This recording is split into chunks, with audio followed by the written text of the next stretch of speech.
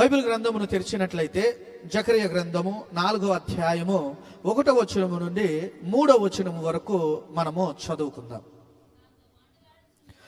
నాతో మాట్లాడుచున్న దూత తిరిగి వచ్చి నిద్రపోయిన ఒకనిని లేపినట్లు నన్ను లేపి, నీకు ఏమి కనబడుచున్నది అని అడగగా, నేను సువర్ణమయమైన దీపస్తంభమును, దాని మీద ఒక ప్రమిదయు, దీపస్తంభమునకు 7 దీపములను, దీపమునకు 7 గొట్టములను కనబడుచున్నవి.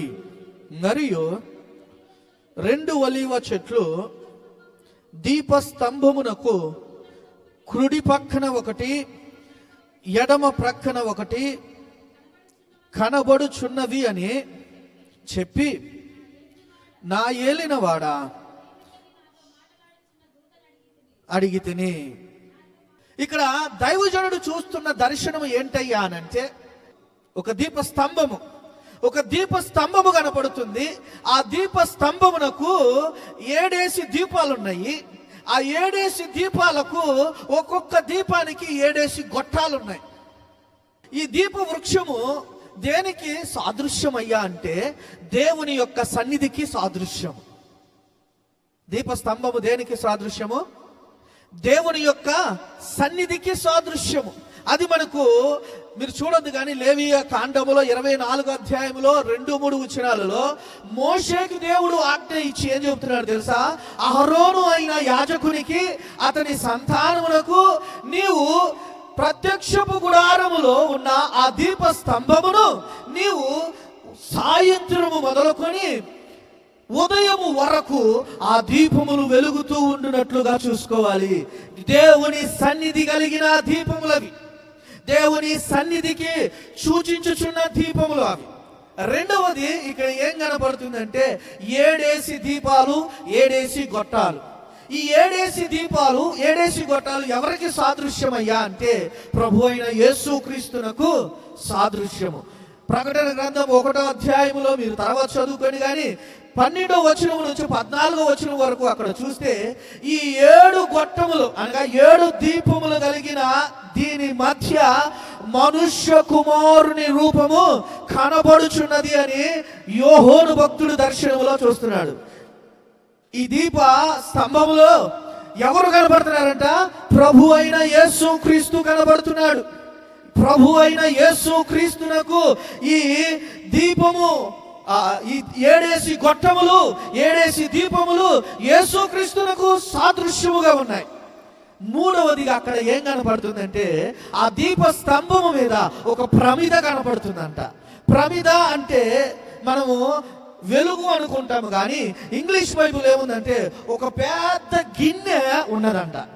ఈ దీప స్తంభమునకు కనెక్ట్ అయ్యి ఒక పెద్ద గిన్నె ఉన్నది.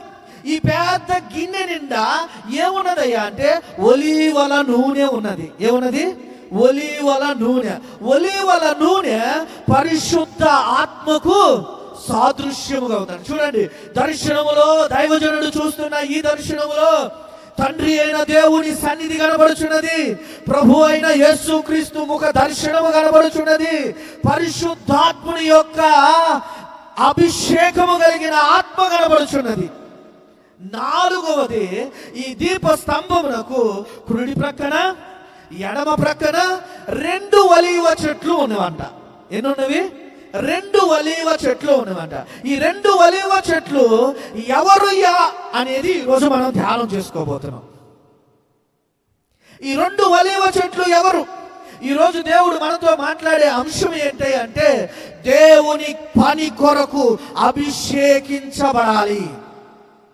ఈరోజు దేవుడు మనతో మాట్లాడే అంశం ఏంటి? దేవుని పని కొరకు విశ్వాసులమైన మనము అభిషేకించబడాలి.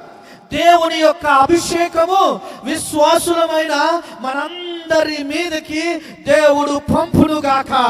మనలందరినీ దేవుడు అభిషేకించునుగాక. పరిశుద్ధాత్మ ప్రతి ఒక్కొక్కరి మీదకి వచ్చి ప్రతి ఒక్కొక్కరిని అభిషేకించునుగాక. మనమందరము అభిషేకించబడాలి. దేవుని పని చేయటానికి అభిషేకించబడాలి. ఈ 2 ఒలీవ చెట్లు ఎవరయ్యా అనేది మనము ధ్యానం చేసుకుందాం. రండి, జకరియా గ్రంథములోనే 4వ అధ్యాయంలోనే 14వ వచనాన్ని మనము ధ్యానం చేసుకుందాం, చదువుకుందాం. అతడు వీరిద్దరూ సర్వలోకనాథుడగు యెహోవా యొద్ద నిలవబడుచున్న తైలము పోయువారై ఉన్నారు. ఆ చెట్టునకు అంట 2 బంగారపు ఏమున్నాయంట, కొమ్మలు ఉన్నాయంట. ఈ పక్క కుడి ప్రక్కన చెట్టునకు ఒక కొమ్మ, బంగారపు కొమ్మ, ఎడమ ప్రక్కన ఉన్న చెట్టునకు ఒక బంగారపు కొమ్మ. ఈ బంగారపు కొమ్మ నుండి తైలము ఈ గిన్నెలోనికి పొయ్యబడుతూ ఉందంట. ఆ తైలము పొయ్యబడుతూ ఉండగా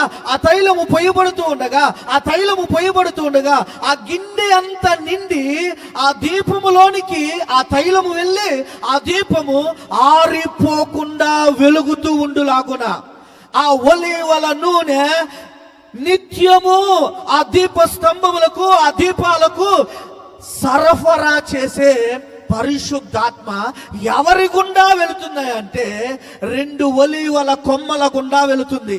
ఈ 2 ఒలీవల కొమ్మలను 2 మనుష్యులు అని మనం 14వ వచనములో చదువుకున్నాం. 2 మనుషులు నిలవబడి ఉన్నారు. ఎక్కడ నిలవబడి ఉన్నారు అని అంటే దేవుని సన్నిధిలో నిలబడి ఉన్నారు. సర్వలోకనాథుడగు యెహోవా యొద్ద నిలబడి ఉన్నారు. వారు యెహోవా యొద్ద నిలబడి తైలమును పోయుచూ ఉన్నారంట. హల్లెలూయా, హల్లెలూయా, హల్లెలూయా. అక్కడ ఫుట్ నోట్స్ లో చదవండి, ఏముంది అక్కడ ఫుట్ నోట్స్ లో? అభిషేకము పొందిన వారు. ఈ 2 మనుషులు ఎవరు? అభిషేకము పొందినవారు అనగా పరిశుద్ధాత్మ వారిలోకి వచ్చి, పరిశుద్ధాత్మ వారిలో నుండి ఏమవుతుంది, బయటకు వచ్చి ఆ దీపమునకు పరిశుద్ధాత్ముడు నిత్యము ఒలీవ నూనెను అందించున్నట్లుగా ఎవరిని వాడుకుంటున్నా అంటే అభిషేకించబడిన వారిని వాడుకుంటున్నాడు. ఈ దర్శనమును చూపించి జెరుబ్బాబెలుకు దేవుడు చెబుతున్నాడు, జెరుబ్బాబెలు ఆ కొమ్మ ఎవరో కాదు, నువ్వే. ఒక కొమ్మవి నీవు, ఒక కొమ్మవి యాజకుడైన యెహోషువ. జెరుబ్బాబెలు మీరిద్దరు కొమ్మలయ్యా. ఆ దీపస్తంభమునకు కుడి ప్రక్కన, ఆ దీపస్తంభమునకు ఎడమ ప్రక్కన ఉన్న ఒలీవ చెట్లు మీరే. మిమ్మలను నేను అభిషేకించుచున్నాను. మీరు పరిశుద్ధాత్మ చేత అభిషేకించబడిన వారు. ఆ అభిషేకింపబడిన వారు మీరు దేవుని పనిని జరిగించండి. దేవుని పనిని